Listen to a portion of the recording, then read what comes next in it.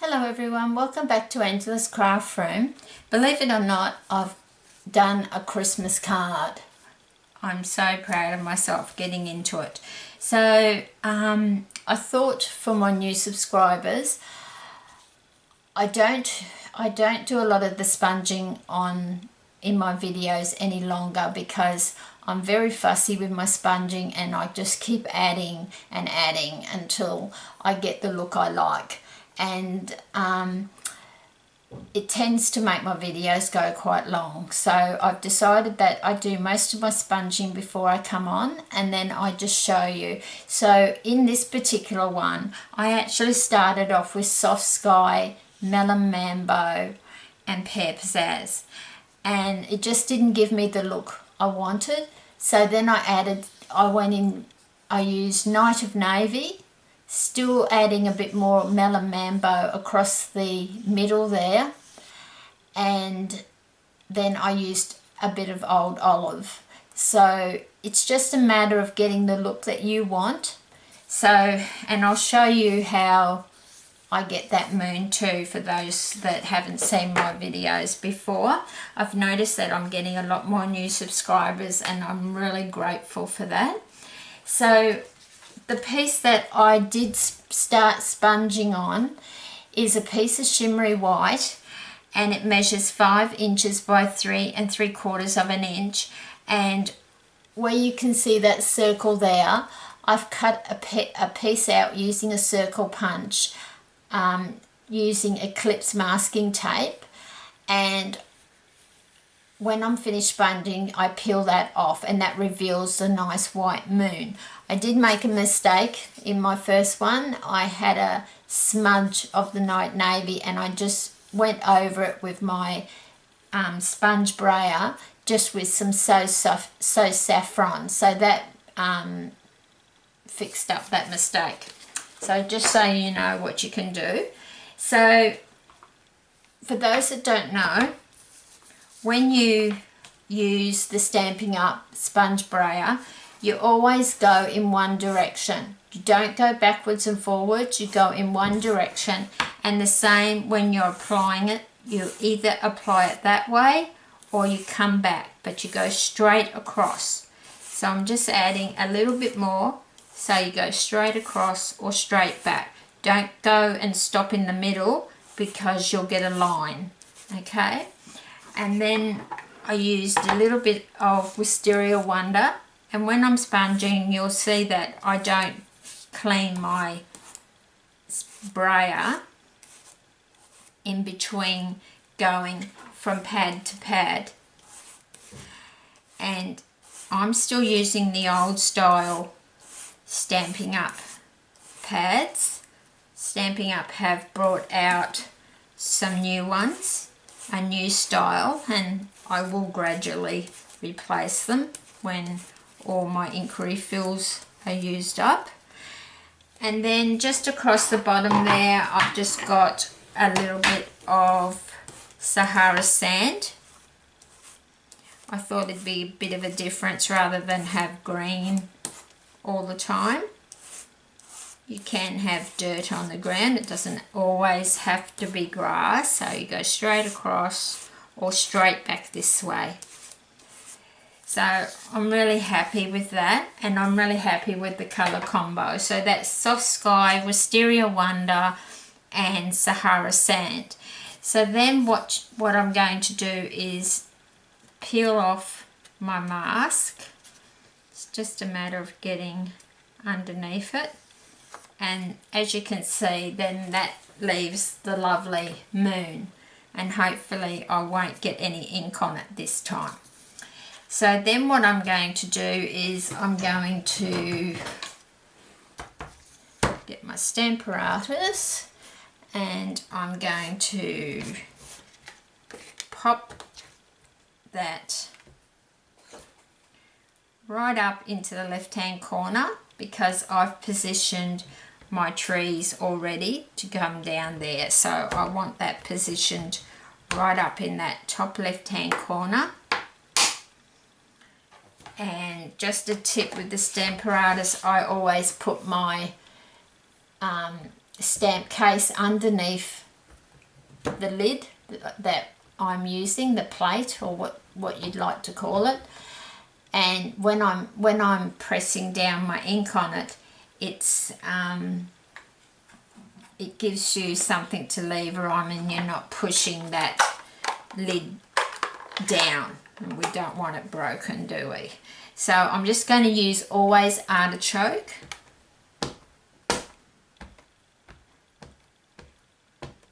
And as I said, some of these colours may not be available anymore, but that's what happens when you've got a YouTube channel and you work ahead of time, which I try and do. I try and do my tutorials ahead of time and just publish them as each week comes. Then if I get sick or something, all I've got to do is publish them, so you're not missing out. You're still getting your 2 videos every week. So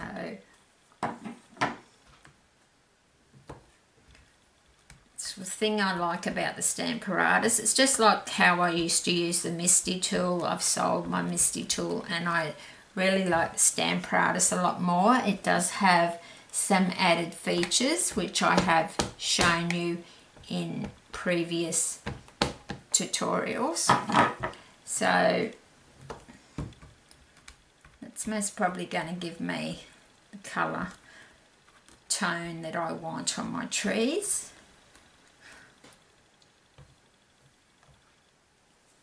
So I'll just wipe that off with my chamois, and I'll remove that stamp so it's not in the way while I'm doing my sentiment. Let's give it a bit of a quick wipe.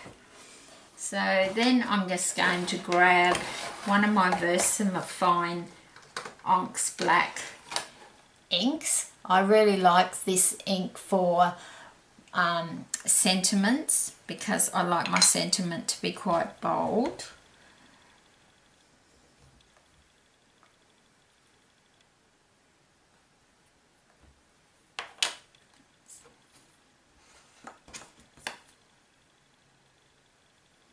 Just see if I can.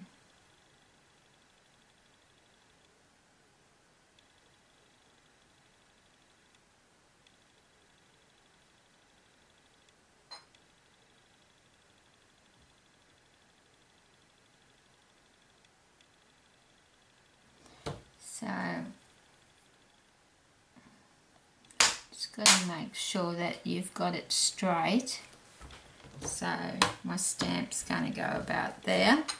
So I'm just going to stamp that up with my Fine Onyx Black. It's just quite a vibrant black.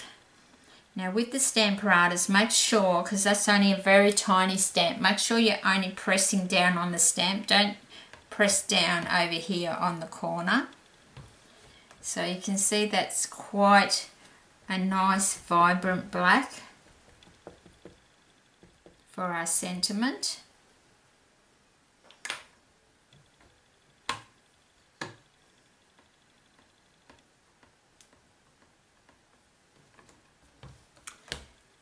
So I'm on the way to my second Christmas card. So I really like that combination.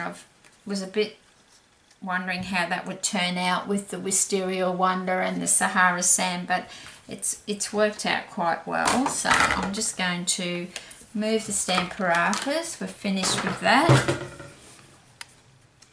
Now I've got a piece of Sahara Sand which measures 5 1/4 inches by 3 7/8, and I'm just going to glue my front panel that we've sponged and stamped. I'm just going to glue that onto there.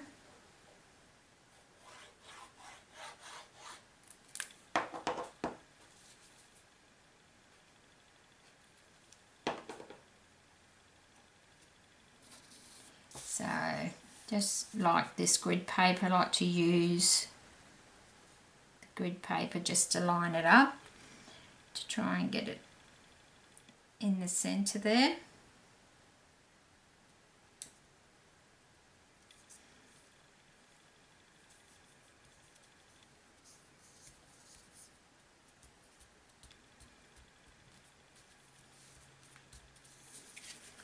So I like this colour tone better than I did the first one I did. This is more of a light, and I like to go for non-traditional Christmas colours. I don't do everything in red and white or whatever colours you think should be for Christmas. I do like to use different colours. So that's the front of the card done. And I've just got a piece of Wisteria Wonder, which measures 11 inches long by 4 1/4 wide, and then scored at 5 1/2. And then I've already stamped and applied a piece of Sahara sand, which measured 5 1/4 by 3 7/8 of an inch, and I just stamped one of the other images in the stamp set, Lovely as a Tree, inside. And so then all we need to do is pop that onto there. You could, if you really wanted that to pop off your page, you could cut a piece of crafting foam, which you've seen me do before, and apply it to the back of here, and then apply it, and it will sit up quite a bit depending on the thickness of your crafting foam. But today I'm just going to pop that straight down.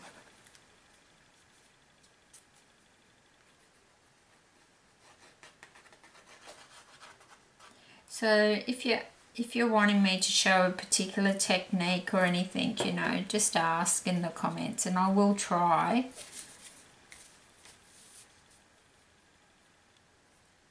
So it's just a matter making sure that's right.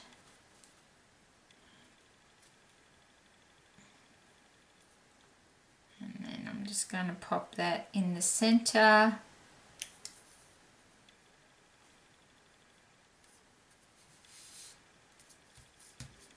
And I think I might have successfully done it without ruining my lovely white moon. So I'm just going to just press that down so all the glue is adhering to my card. And then just as a final touch, if you want to, you can use your Wink of Stella pen, you don't have to. So I just go over the grass first. So I use the Wink of Stella Clear. I don't particularly like the gold one. And I just think it's less messy than trying to add glitter. I use this nearly on all my Christmas cards.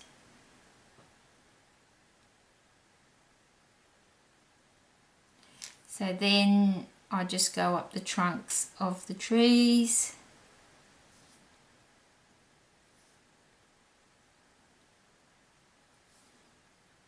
I don't try and go up on all the leaves, because sometimes when you take a photo of it, it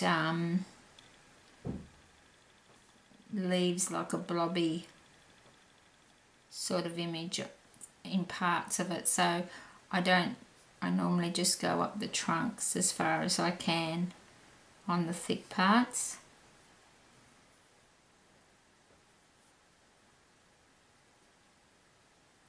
So I'll just go a bit heavier on the grass areas there.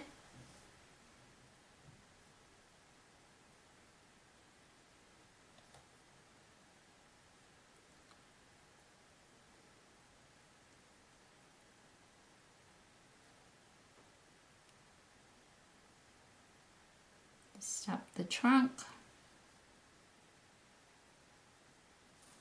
It's just a lot less messier than trying to apply glitter to your Christmas card. So there we go.